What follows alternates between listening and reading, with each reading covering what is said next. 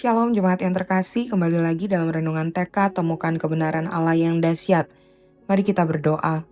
Tuhan, kembali lagi kami datang di hadapan-Mu membawa diri kami untuk boleh menjadi tanah yang liat yang boleh Engkau bentuk menjadi bejana bagi hormat kemuliaan nama-Mu.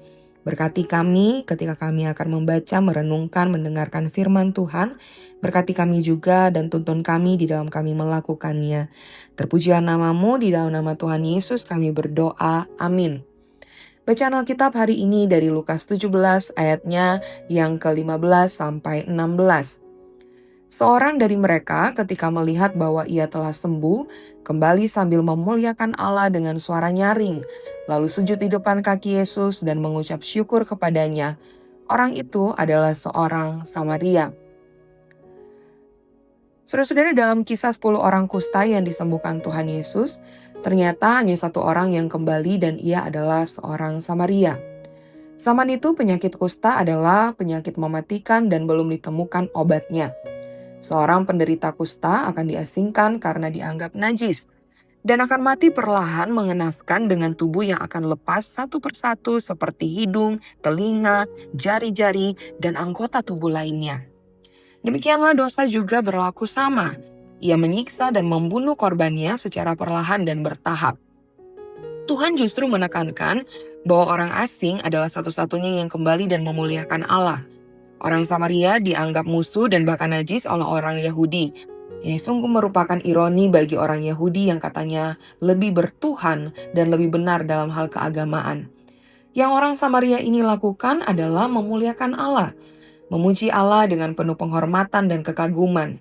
Ini bukan hanya rasa terima kasih, tetapi pengakuan bahwa kuasa ilahi bekerja. Ia juga sujud di depan kaki Yesus, sebuah tindakan penyembahan dan kerendahan hati, di mana dalam budaya Timur Tengah ini merupakan sikap maksimal akan ketundukan dan penyerahan total.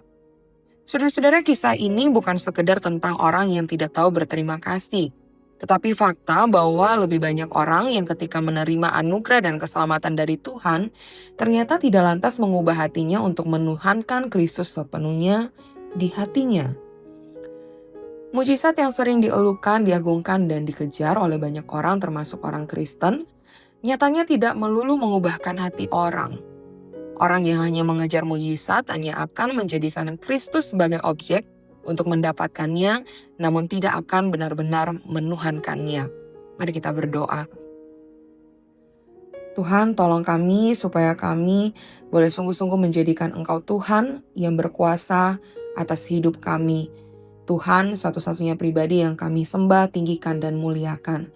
Tuhan, tolong kami apapun yang terjadi, biarlah dengan penuh syukur, penuh rasa hormat dan kekaguman, kami boleh betul-betul bangga punya Tuhan seperti Engkau, dan kami hanya hidup buat Engkau saja.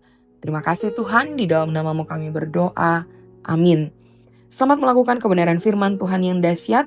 Kiranya Tuhan yang akan memampukan kita, dan kami rindu juga boleh menjadi rekan-rekan bagi saudara di dalam mendoakan setiap pergumulan saudara.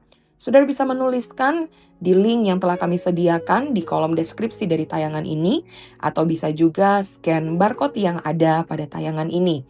Kami akan mendoakan setiap pokok-pokok doa yang masuk. Tuhan Yesus memberkati.